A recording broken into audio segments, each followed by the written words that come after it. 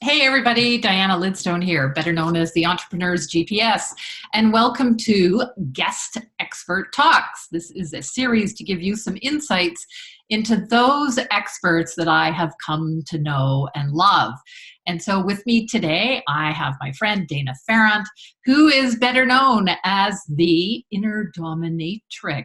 And I first met her when she was speaking on the stage at CAPS National Convention, and I listened to her speak and I went, excuse me, what did she say she used to do? A what? What? Yes. And so what she does now is she helps people ditch the push, hustle, and grind so that you can connect with your inner authentic self and really gain some more confidence. So welcome aboard, Dana. I'm so glad to have you here. Oh, thanks, Diana. It's my pleasure. Mm-hmm. So I'm sure everybody's wondering, and you're dominatrix, so you've got to tell a little bit about the background story. Yes, I know it always requires a bit of a story because it is such a juxtaposition, right? And for so many people, they have a misconception about what a dominatrix is. Of course, they think sex, and it's actually not about that. So my story, we have to I'll do it really fast, but so I grew up in a cult, and part of that I experienced various forms of abuse, including sexual abuse. So I went on a 20-year journey to try to untangle it. I went through various types of therapy, and in amongst all of that, I still kept having these little niggles that I wanted to try these kinky things, and I thought, this has got to be just something from my psyche, like kind of weird, right? Thought I was messed up.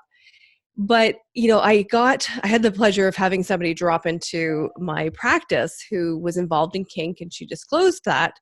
And so we were able to have these discussions about what it was really about. And I thought, oh, actually, I'm not, fucked in the head. Sorry. I forgot to ask if I could swear. You know me. Oops. It's more that there's something deeper. There's a deeper calling.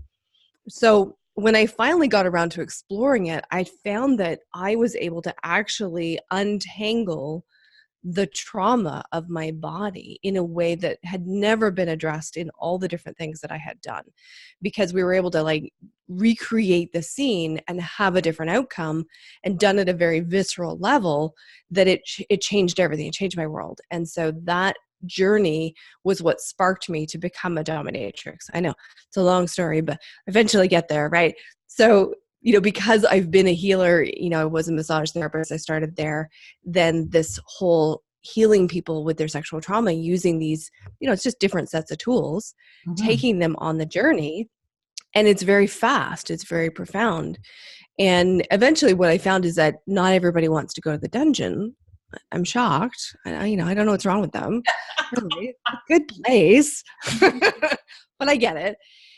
So I branched off and I found some other tools that I can work just as effectively, but without having to take people into that extreme of a situation. So that's kind of the journey, and it's really about transformation. So most people, like I said, they think sex because they think, kink, they're thinking sex, they're thinking that, but there's actually, as a dominatrix, there's no sex involved. It's about the scene. So we call it a scene because there's nothing, right? So it's a scene, and you take people through this journey where you are, yes, often inflicting pain, but it's done in a way that it actually allows the person to drop into their body deeper and deeper, and they drop into a state of deep trance. And in that deep trance, obviously we know from hypnosis, that's where transformation takes place. So that's the long story summed up as short as I can possibly make it for you. Awesome. And you hinted that, you had been a massage therapist. So you had another business before you got into coaching. So tell us a little bit about that. Yeah. So the timeline is kind of, some things overlap. So I started out massage therapy in 1992. Please don't do the math. I was 10, right? I was 10.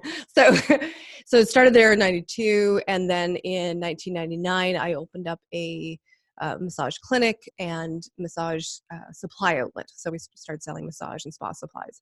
And for the next 17 years, I ran the supply outlet as well as, multiple clinics and staff and overseas and all the things that come with running a 7-figure business until in 2012, we actually hit a bankruptcy. So 2006 to 2012 was when I was heavily involved in the kink world and really learning all of these skills. And so when I hit the bankruptcy in my business, what I realized was that I took a moment to step back and say, you know what? I wasn't bringing all of those leadership skills from that world into the business.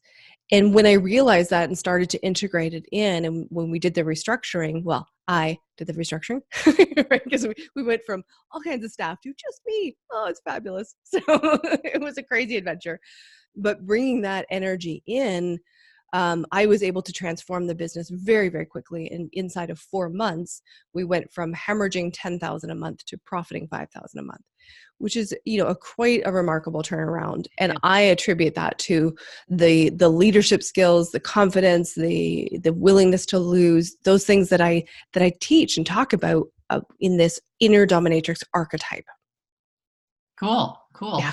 So,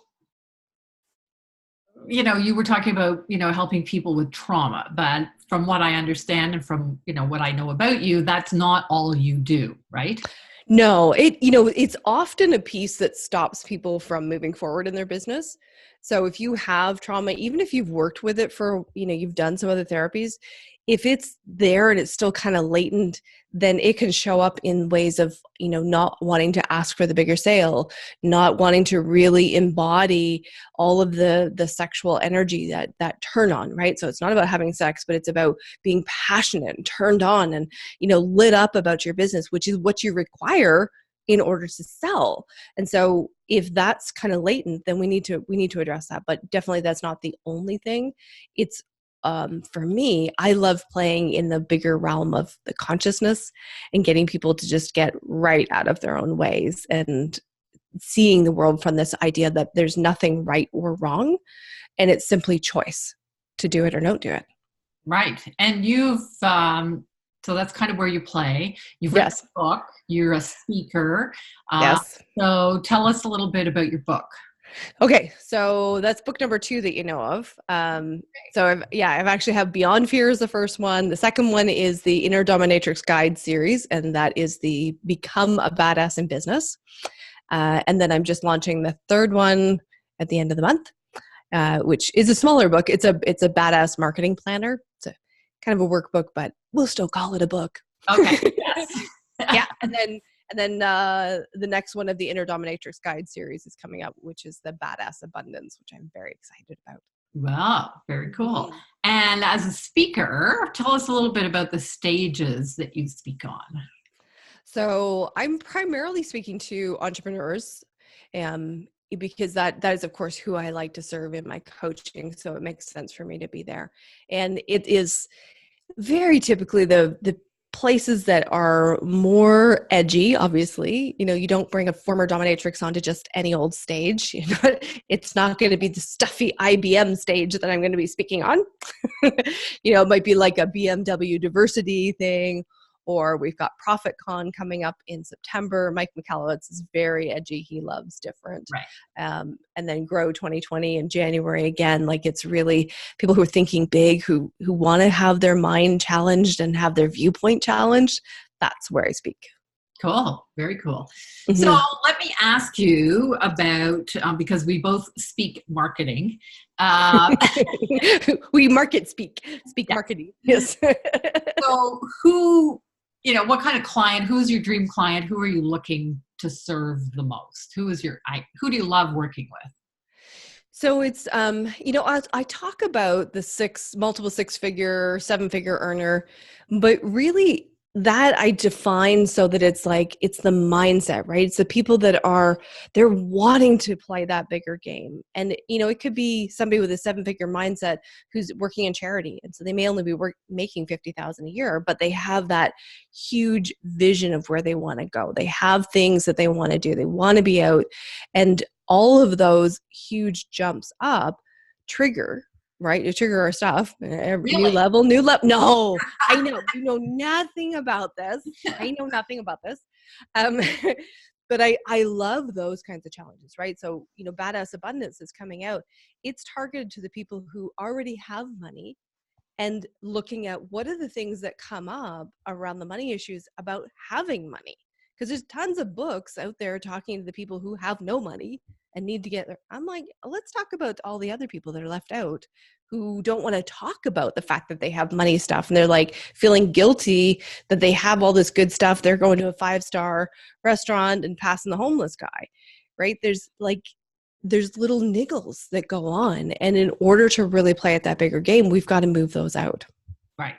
Right. So, I mean, I call that little voice that, sits on your shoulder. I call that your itty bitty shitty committee. Absolutely. And so those fears, those hesitations, and I can speak from personal experience. They block us. And so, having somebody like you who can help us kind of expand, see that those really are just the voices of the committee. They're not truth, is huge for entrepreneurs. So, if you could share one sort of actionable tip or trick or something, what would that be? What would that be? A philosophy? You've been alluding it. You've been alluding to it. So let's look at the Expando, because I find that I feel like I talk about it all the time and everybody already knows this, but there's still a lot of people that are like, what? Yeah. So this is kind of a new, I'm surprised. I'm always surprised how many people, this is a new concept. So here's the thing, is that we're walking around all the time and we're able to pick up the thoughts and the feelings and the emotions of everyone around us, right? Walk into a room where somebody's been arguing, it's palpable, right? That's why I say you can cut the air with a knife. Well, that's happening all the time. Even as you're scrolling through Facebook, you look at somebody's post, you can feel the energy that was there when they posted it. So you're picking up all of this crap all of the time. And what most people do is they do what, the old times with energy, they would, old times, 10, 10 years ago, people were saying, shield and bubble. I still hear people talking about it. I'm like, oh, stop the shield and bubble, because it doesn't work. So we shield and bubble. And what happens is that you need to maintain an energy in order to be blocking the stuff from coming at you, right? And if you study martial arts, blocking an opponent is the ineffective method. You can never block an opponent. So what you want to do is you want to be agile. You want to be able to just shift and move out of the way as opposed to trying to block. So that's where, if we take the energy field and you expand like way out, like I'm talking like size of the universe, infinite space, kind of way out, right, in all directions. That's the fast version. We can step it there. But when you do that, then, all this crap that's floating at you has the ability to go floating by, because you're spacious and it just goes like through the holes, as opposed to getting stuck and glommed on. And most people are walking around glommed on with all this energy. They're just like, it's like as if they're dragging 100 suitcases behind them, and the old suitcases from the 70s that you and I remember that don't have wheels, right? Those suitcases, not the 4-wheelie ones that they have now. No. I'm talking that, drag it behind. And when you're doing that, obviously you're going to be, exhausted. And that's why most people are just feeling so frustrated, fed up, and exhausted. If you expand out, so I'm getting to the tool. So if you set your alarm on your phone, right? So everybody has one of these. You set an alarm for every half hour to remind you to take a deep breath and expand out. Then you're going to train yourself to feel that expansion, and eventually it sticks. It becomes a habit, just like anything, right? Mm-hmm. And then when you contract in, you're like, ooh, that doesn't feel so good. Oh, let me just expand back out again. Oh yeah, that's better. So it prevents you from taking on other people's stuff. It allows you to have more energy, and it feels good. So can you kind of walk us through how someone, Sure. You know me, I am probably the least woo person that you have met. And you've coined a term which I quite like, which is practical woo. So you've talked about the woo part. Let's talk about the practical, like Love how it. you do this. Okay. Yeah. I'm so geared up for like, okay, we got 10-minute interview. Let's get it all in. Say it really fast. No. We got we have time. Okay. It's been one of those days where I'm like, okay. So basically, yeah. So what I want people to know is that if you're watching this is energy follows intention. So that's the first thing. Energy follows intention. So if you're trying to make it happen, it's not going to happen. So what you want to do is you want to kind of have that observation viewpoint idea. Okay. So it's kind of like, I always remember from when I studied NLP, like, 22 years ago, they talked about a peanut. So we'll say this is a peanut. I know it's lipstick, but it's peanut, right? So it's a peanut. Peanut. Yeah. Okay. Called it peanut. So, well, actually, we'll just call it lipstick. I mean, the analogy was with peanut. So I'm really stuck on that because I've been saying that for 20 years, right? So if the lipstick represents the crap in your life, okay, when it's here, all you can see is the lipstick, aka the crap. But when you hold it away, whoops, keep it in camera, you can see everything around it and the lipstick. So if we imagine taking that and going like down 2 football fields, now the lipstick's going to be like minuscule. It's nothing. It's so small. It's inconsequential. Now take that same lipstick and put it out to the other side of the world. How small is it now? Okay, so this is kind of the idea of what we're doing is that we are expanding our energy field out so that we have more perspective. And if you first start out, and we're just going to ask questions to move it, okay, so that I get you into that observation mode. And you say, I wonder what it would feel like if I was as big as the world. And you just notice, I wonder, right? Because we're not trying to engage the mind, because otherwise the mind is like, how do I expand out? I don't know how to expand out. What the hell? What is she talking about? I don't know how to do that. Oh. And then you're like, and you expand out for a second and then come back in. Not that you've ever had that experience, right? No. Okay. So then we keep going and we say, I wonder what it would feel like to be as big as the country. Right? I did a big jump out, but it's like, it's energy can make these big jumps. So I wonder what it would feel like to be as big as the world. And then I wonder what it would feel like to be as big as the solar system. And right about now is where most people start to notice of like, oh, yeah, I got like a little more space around my body. Even going as big as the world, most people, I notice they'll like take a deep breath. I'm like, oh, that feels better. But we're going to keep going.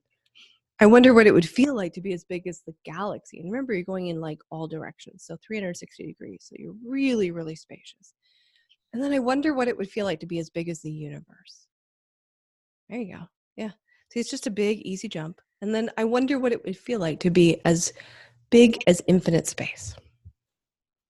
Which again is not logical or linear. And yet you can, if you just observe, you can feel it. You can feel it move. It's like, oh yeah, that feels like more space. Cool. Now, the more that people play with this, the easier it gets. And what you're going to find is that, and this is what I found for my clients, is that every time you play with it, that jump out to infinite space feels even bigger. So could you just recap that again? So you said, what would it feel like to, and then just go like. So room, I mean, if you really want to break it down, we can go, the room, that's usually a place where people feel kind of safe. So the room, your city, the, province or state, country, and then the world, solar system, galaxy, universe, infinite space. There we are. Yeah. And then once you've done that a few times, then when your alarm goes off on your phone, all you're going to need to do is to take a deep breath and just go straight to, I wonder what it feel like to be as big as infinite space. Right. Because the more you do it, the easier. Yeah. Yeah. And it's all we're trying to do is train that piece of being expanded out. Right. And then all that other stuff is not clinging on to you. And we also have the beauty of this also is that then it becomes clear what is actually yours and what is not. Oh, well, so what does that mean? Yeah. Awesome. Okay. I'm so glad you asked. So here's the thing is that the majority of people make this assumption. I feel it in my body, therefore it is mine. And so they feel, let's say they feel a judgment. Somebody goes by, they're walking by with a cigarette and they're like, in your head, you're like, oh, that's disgusting. And then at the same time, this next one comes, the next shitty committee comes up and goes, that's so judgmental. Right? That's a judgmental thing to say. Yeah, I shouldn't be saying that. I shouldn't be saying that. Why am I thinking that? Well, what if that first judgment thought wasn't even yours? What if it belongs to somebody else walking past the smoker or the smoker themselves? What if it's their judgment of their smoking? And so when we expand out and we start to, just leave space for the possibility that it's not ours, we can dramatically cut down on the amount of things we have to clear, so to speak, right? We can cut down on the number of, blocks or, emotional barriers and all that stuff. The majority of things for people is not theirs. The stuff that they think they need to work on and clear, it's more a matter of training to realize that it's not theirs. Interesting. So if it's not theirs, so here's the logical Diana. Mm-hmm. If it's not theirs, then is it like the smoker? You said, well, maybe it's the smokers, or is it like, well, that's what my mother said, or Yeah. And, here's where it's like, I love logical people because it's like, oh, I'm going to figure this out. yeah, Okay. So 2 things. One, it's interesting. And I'm with you. I love figuring a good puzzle out. And when you're trying to shift things, figuring out why is about as productive as going through your poop in the toilet before you flush it. In the end, it's still poop and you still have to flush it. There you go. Thank you. No problem. And that's the thing. It's like, because we can go through and spend all this time, because that's like the 70s and 80s. It was all about the why. Where did that come from? Why are you doing that? How does that make you feel?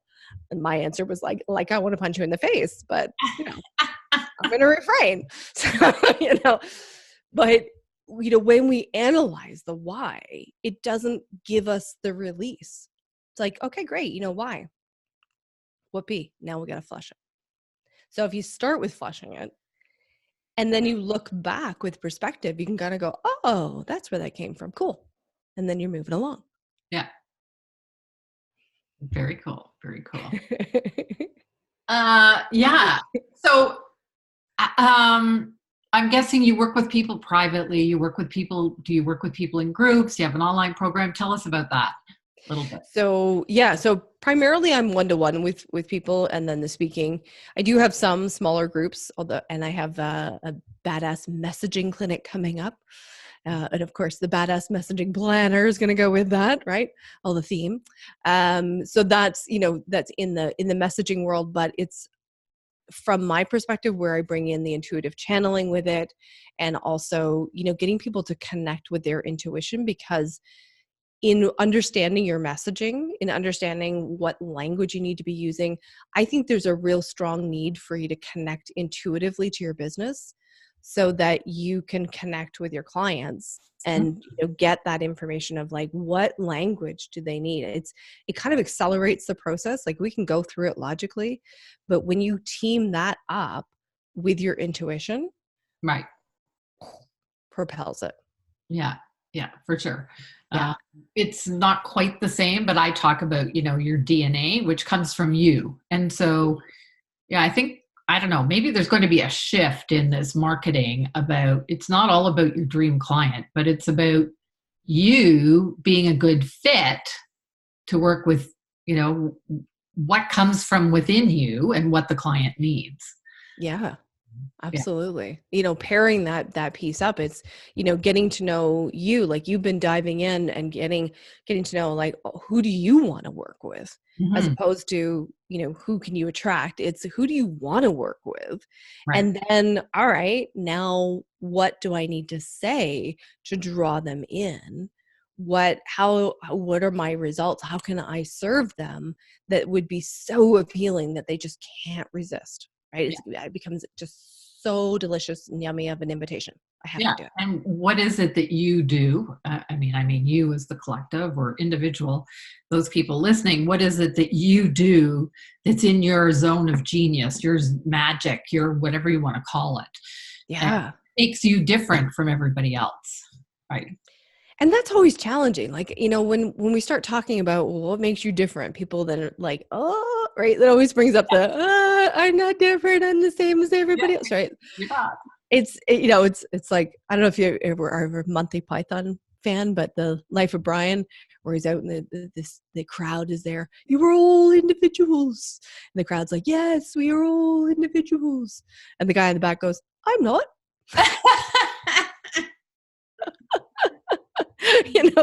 But I think this is what we get challenged with people when we start talking about messaging and being unique and talking about your uniqueness and standing out and being bold, because really that's what marketing is about. It's about Yeah. like, you gotta own it, you gotta bring it, right? Yeah. This is the stand up, say it, because As I say, you got to take the crown and wear it and be proud to wear it. yes, yeah, let everybody know you're wearing it. Exactly. Like, see my crown? You see this? This is why you're hiring me, because I got them. It's like, I'm trying not to swear too much, but but I think there's an energy of that. And I think particularly, I know you target for women as well. Like, I work predominantly with women, Mhm. and I see a real, a need to bring in that, queen energy, right? Where it's like, I have the crown. Yeah. I'm willing to wear the crown with pride, take the responsibilities, be it, own it. And, it's men have had this modeled for so long of the, just get in there and walk like you own the joint, right? Women have been, unfortunately, we've kind of led the way with a lot of bitch energy, the, not so nice bitch, because women had to kind of crawl their way to the top. Yeah. And Claw. Yeah. claw, yeah, exactly. And so now, we're kind of forming a new path to say, okay, this embodiment of, I am the expert. Hmm. This Hmm. is, I know what I'm talking about. Yeah. And I think there's some, I was talking to somebody else recently, and, you know, uh, come from the place of, getting your marketing clear and whatever. But if you're not willing to be, and she used the term visible, if you're not willing to be visible, it doesn't matter how good what you've written out about your messaging is if you Uh-huh. can't get out there and do it. Yeah. Absolutely. Yeah. Yeah. And I think I shared this story with you, but just before the last event that you saw me speak at Carl's event, I had an epiphany where I realized that I really don't capitalize, or I hadn't been capitalizing on the whole fact that I built a 7-figure business. And it was like, oh my goodness, this is a big V8 moment, right? And I'm like, hello, like that's gold, right? Like, marketing wise, that's gold. And so I started leaning into that and realizing that, it's like, there's a huge credibility piece, but I still had shame about the bankruptcy. And Right. so I was letting that shame stop me from sharing the fact that I built a 7-figure business. And I'm now really leaning into it and saying, I built a 7-figure business without doing sales calls. Like, hello. Yeah. Right. That usually catches people's attention. They're I like, would think. hmm, I don't want to do sales calls. How'd Yeah. you do that? Right. So, but we do have to be willing to be visible. We have to be willing to have people challenge it, because I was also concerned, is like, the people who know me, it's like, well, I could justify it and say, well, the business only did 987,000, so it's not really a 7-figure. You're right. Like, oh But my goodness. who's going to know? I'm sorry. Who's gonna know? I know, right? Like, it's Yeah. crazy. well, the people watching this now all know. Yeah. But at the But same it's time, close. it's close. But at the same time, I mean, there was also the cash money. So we did take it past the 7-figure mark, but it still was in that realm. And we had 6 staff and I had 2 clinic locations. There's still a lot that I built that I was downplaying. Squeeze Yeah. me? Yeah. I was downplaying that. Like, it was crazy. So yes, huge piece in the visibility. Huge. Yeah. Cool. Well, thank you for your time. And I believe, if I'm not mistaken, you have a little gift for our viewers here. And where am I going to go? Oh, I'm guessing it's on your website, but it's a free copy of Become a Badass in Business? It is. So you can get a digital copy of the Become a Badass in Business. And so it's not on the main website. So this is a specific domain for the book, which is innerdominatrix.com. And I'll put And then the link below. Yeah. Yeah, put the link below. And so they can sign up. And when you sign up to that, you can get any of the digital versions. So for Kindle, for Kobe, for PDF, you get your choice, which is kind of cool. Very cool. Very cool. So we'll look forward to your new books that are coming out. And thank you for spending time with us today on Guest Expert Talks. This has been DanaPharant, and known as the Inner Dominatrix, and she can help you expand your energy out so that you can gain some more confidence and certainly grow your business to the next level. Thank you so much, Dana. Thank you, Diana. Thanks.